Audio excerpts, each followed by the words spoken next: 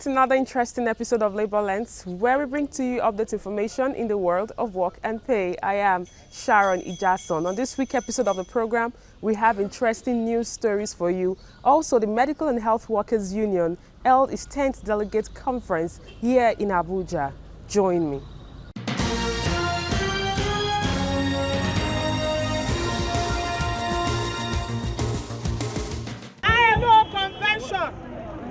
Is against sexual violence. It's against gender-based violence. We say no to harassment. Sexual harassment, discrimination and all forms of violence against male and female workers are a common feature in the work environment. The story of this lady, a civil servant whose identity will not be disclosed here, is a case in point. Her efforts to claim her late father's pension in 2003 opened her eyes to sexual harassment in the workplace. She would not succumb to threats and had to take her case to higher authorities, and in the end, she was vindicated. She was lucky, but many others in her shoes have not been as favored, and that is why she has joined the advocacy group for the elimination of all forms of harassment in offices. Harassed me because he wanted me to sleep with him before he could release my father's pension to him, which at the end of the day I refused to do, and followed it up by writing, copying the relevant agencies. At the end of the day, my father's pension was released to him, and I am glad I was able to do that. But what I feel is pity, and I'm sympathetic to the plight of women who do not know how to go about some of these things. Although Nigeria lacks requisite statistics, the increasing rate of these vices has become a matter of public concern. Cases such as those involving Rachel Njeri of Makerere University, Monica Osagi of Obafemi Awolowo University, and renowned feminist writer Chimamanda Adichie have in no small measure contributed to the growing scandal. Some Nigerians speak on what brings about sexual harassment. I believe that such kind of act is being done by people that are probably they are being removed by a particular influence of something. You don't wear short skirt, mini skirt, leggings to office and tell your director not to look, to close his side. You want him to fall? If a woman dresses properly, a man, before a man will sexually harass that lady, if that man has a conscience, he will think twice. Nigeria has enabling laws kicking against all forms of gender-based violence. These women believe plans to adopt the ILO Convention in June this year will go a long way to check the ugly development.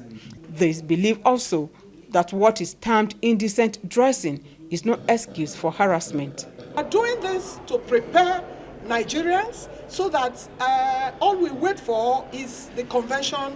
Immediately we come back because we are already on it. We expect that Nigeria will adopt it. Men walk about, sometimes they are hot and they decide to walk only with their singlets and their boxers, and women don't harass them because of that. So if a woman decides to wear spaghetti because she's feeling hot or she's going to a function that needs her to wear spaghetti, you don't go and harass her. And ahead of the ILO adoption of its convention on putting a stop to gender-based violence at workplaces, the Nigerian government says it is binding to its ratification and domestication. This ministry will do everything humanly possible to give, to throw their weight and support to the convention, to the advocacy you are doing in respect of safe world workplace. The advocacy rallies in commemoration of this year's International Women's Day, celebrated every 8th of March. The group is sensitizing men and women on the need to shun violence against both genders. They are also advocating the elimination of every form of violence against the worker, either at home, as house helps, drivers or cooks, or in the offices.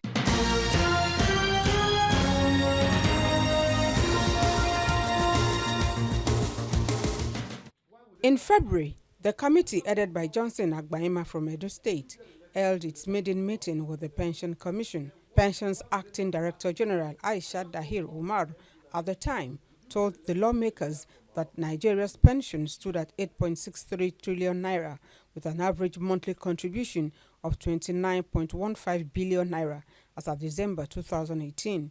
The legislators said they need to probe further, but are unhappy that pension fund administrators have repeatedly shunned their invitations. To our greatest surprise and dismay, we also received another letter writing to us that the pension operators will not be able to attend the investigative hearing. We believe this is a plot to derail the will of progress of this ad hoc committee. The second meeting is threatened with a letter received by the committee less than 24 hours to the public hearing that PFAs won't make it. An angry committee chairman says the PFAs made of banks will be compelled to attend its meeting. I have to seek approval to issue bench warrants so that they can be compelled to come to appear before this honorable ad hoc committee. The ad hoc panel is mandated to investigate the activities of PENCOM from 2017 and alleged violation of the act establishing it.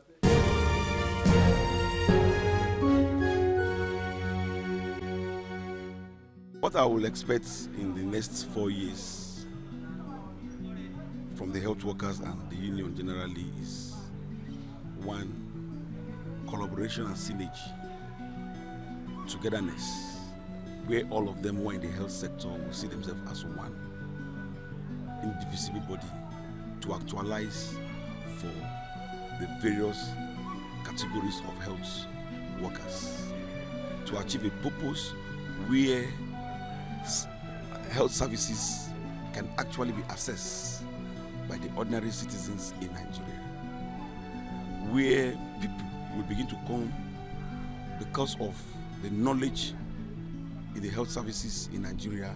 People begin to come from other countries to visit Nigeria for healthcare service delivery. These are my expectations, and I will expect that government too will take the demand of the health workers much more serious, to a level where they will see that if they don't implement the demand of the health workers, it's like creating problem within the health sector, where you begin to see health workers leaving the services in Nigeria, creating room for brain drain in this country, leaving the services in Nigeria for other countries. And that is what we'll expect federal government to do for them, so that they don't create gap for brain drain at all. And I will expect the health workers to be focused and dedicated to their service, to the people, so that they can see the best out of them at all costs. My expectations of the union in the next 4 years is that medical and health has been a union that has standard. And from all indications, you can see that even from this edifice and all the good things the medical and health have put on ground, our expectation is that in the coming next 4 years, that the School of Health we are building will take off, and the 150 beddings hospital, that's the specialist hospital, will still take off. And as regards the welfare of the union or the workers in general, the health workers in general, the medical and health has been on ground fighting for the rights of these workers, because the health is very important in any economy. So for the fact that we have a very strong and able president, he has been doing all these things so that the health workers cannot be marginalized in Nigeria. When you look at the trends of things that are happening, you can see that the health workers are being marginalized in every aspect of it. But with the president on ground, we have been able to, for some time now, there has been a lot of struggles. But we believe God that in no distant time, that struggle will come to our own as a welcome development in our favor too. So, in general, the medical and health has been a union to reckon with. The last 4 years were appreciated by our members, even though the federal government was not fair on health workers in the past 4 years. Do you understand? But the efforts we put in trying to bring to the fore issues that concern their welfare Even when federal government never gave us much attention, the members appreciated that. So maybe from now, maybe the starting point will be, how far shall we continue to pressurize those issues with federal government that affect the welfare of our members, particularly the core issue of the review of the consolidated health salary structure, which government promised us in 2017, to be exact, 30th September 2017, when we signed an agreement for its implementation within the next 5 weeks. Since then, 5 weeks have turned to 2018 and now 2019. But even with that, the members still have faith in us that we should be able to find a way out, to be able to find a solution through government. Actually, the workers have not been finding it easy. They have not been finding it funny with the current management of FMC Owerri. Why I'm saying that is because we've been receiving series of punitive treatments from them. And it's like such workers have been regarded as castaways. Sometimes when we come to office, we don't feel happy because of the treatments we receive from the management. And having been following the national leadership of the union, and having been following the trend of the unionism, we resorted to be watching them because we are peace-loving workers.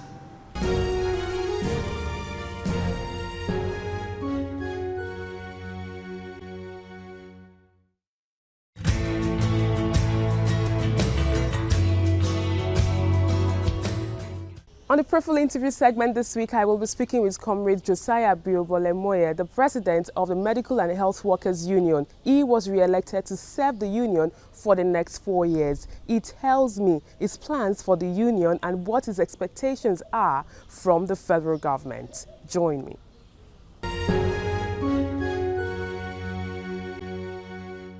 It's good to have you on the program. It's a pleasure to have you again.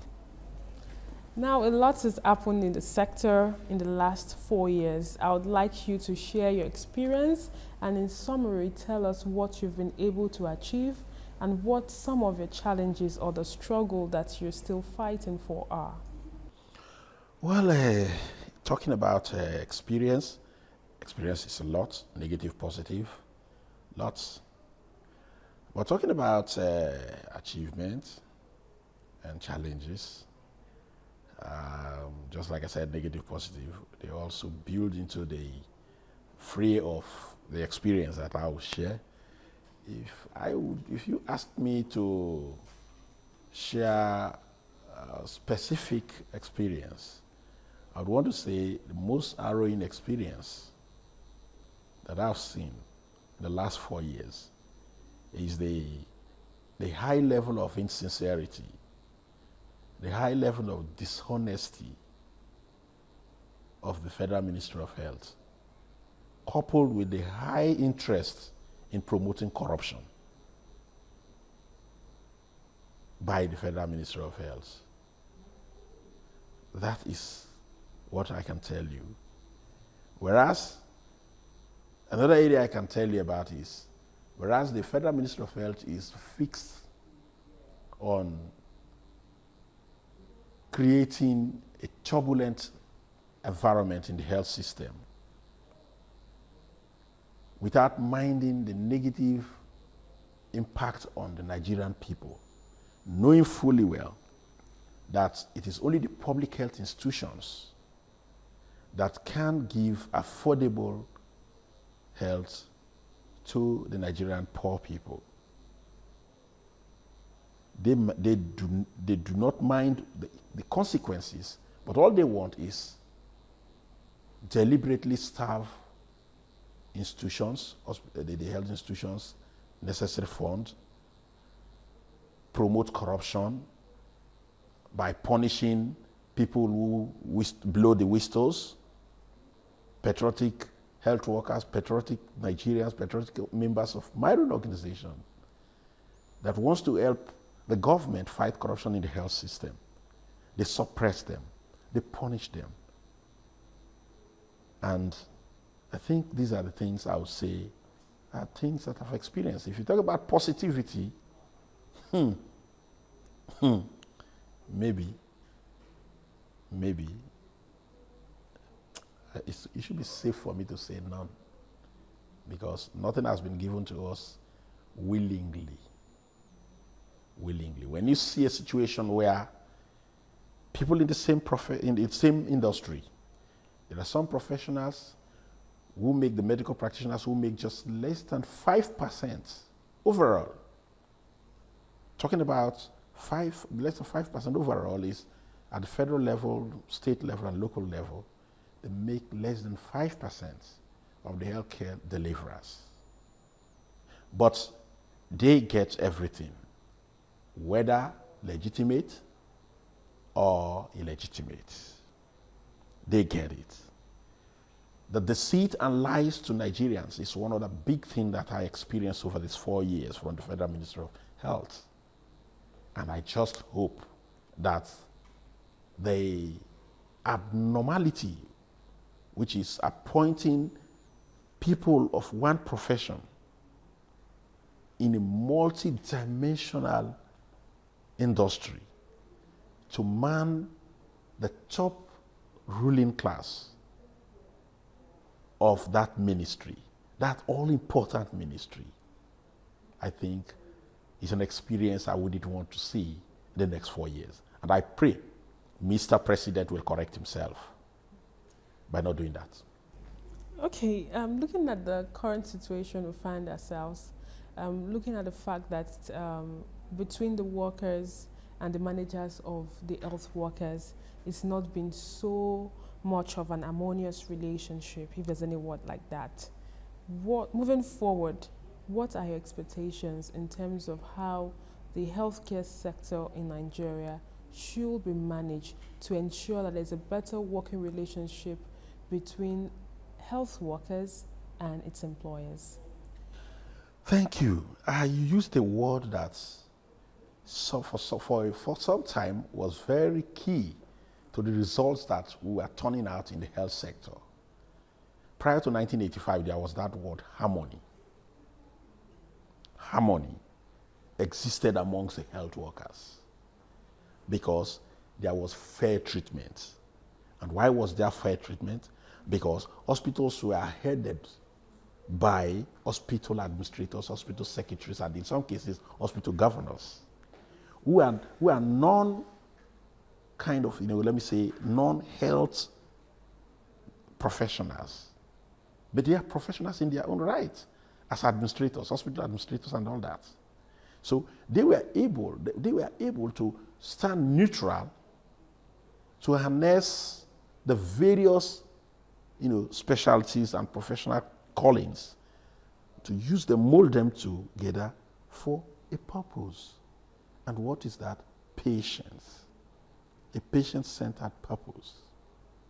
That's why we were getting the results. That's why prior to 1985, our hospitals, some of our hospitals were rated among the 5 best hospitals in the Commonwealth. That's why our hospitals were receiving patients from outside Nigeria. The tourism was inwards, unlike today that it is outwards. So you really got it right. Harmony. Harmony. Certainly, bias is so high in the health system today, compounded by the, I believe, ill-informed appointment made by the president and commander-in-chief the last 4 years. Well, like I told you, the Minister of Health was medical doctor, Minister of State, medical doctor, and then Permanent Secretary was also a medical doctor until after a while that the Permanent Secretary was removed. But again, the minister, importantly again, the Minister of Labor was also a medical doctor. So that compounded the whole thing more, because in the past, where there is so much quarrel within the health system between the managers and the managed, when the matter is taken to the Federal Ministry of Labor, there is a neutral arbiter there. Therefore, he listens just like the hospital administrators would have done. He listens there and then gets things right. So we were having better relationship. Sour relationship within, but corrected sometimes outside. But many people believe that the health workers are actually competing with the medical doctor. And I know that the Medical and Health Workers Union and JOASU has actually debunked this many times. And they have often said that it is about equity and not equality. What's your take on this? We have never talked about equality. We have always talked about equity, fairness. That's our watchwords. We've not said, look, pay us like a doctor. Let me repeat myself. A doctor, a first degree holding doctor comes out. After 8 years, that is 6 years academics, 1 year as officer, then 1 year as NYSC, 8 years. He's placed on grade level 12. Grade level 12. We've not said we should be placed on grade level 12. Some of us are also trained for 8 years, like the optometrist. Trained for 8 years. The lab scientist, the pharmacist, okay, trained for 7 years. Today, even the nurses, trained for 7 years. Okay, 5 years academics, 1 year internship, and 1 year NYC. But because of 1 year difference, okay, the doctor is placed on grade level 12, and the highest, even the optometrist who is trained for 8 years like the doctors, is placed on grade level 10, which is a 3 years difference. So the doctor gets 3 years benefit for a 1 year difference in training period. He is placed on 12, and the nurse is placed on 8. That is 9 years difference. 9 years difference for a training period differential of 1 year, of 2 years. So what should your members be expecting from you in the next few years? Well, in the next few years, first and foremost, I feel that the president will not allow himself to make that mistake again.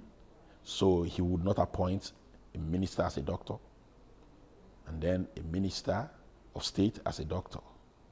Certainly, I think if he wants harmony in the health system, he should bring in the others also as one of the ministers. And the gravest thing that he would do, if he does, that will no longer allow peace in the health system again, is if he makes the mistake of appointing a medical doctor as Minister of Labor. Because people, professions that have ego and self-centeredness, should not be put in a ministry, to administer a ministry where you need multiple, interests, where you have multiple interests. That should not be done. And I want to give an example to Mr. President straight today.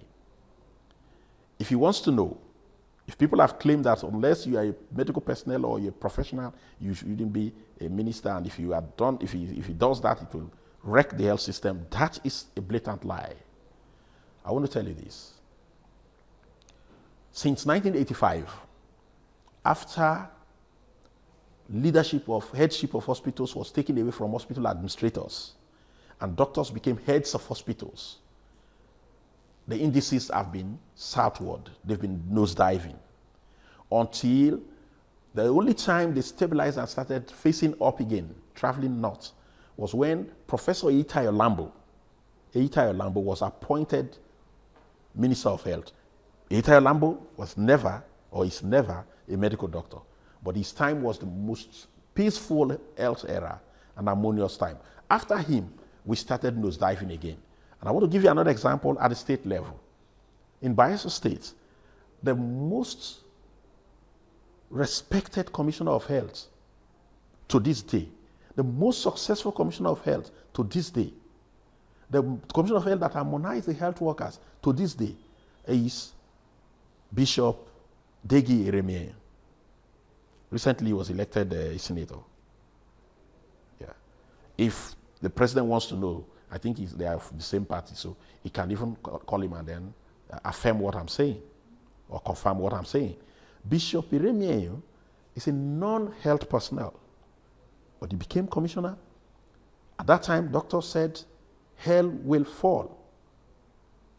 When the acting governor then, Goodluck Jonathan was the acting governor and they appointed him, they said hell will fall. Then I was a union leader at the state level and I said, that hell will not fall. Because it is not, there is no law that bars the governor from appointing a non-health personnel as a commissioner of health. And that's all we can take on today's edition of the program. Join us next week for a fresh edition of the show. I am Sharon Ijason. Thanks for watching, and remember, labor creates wealth.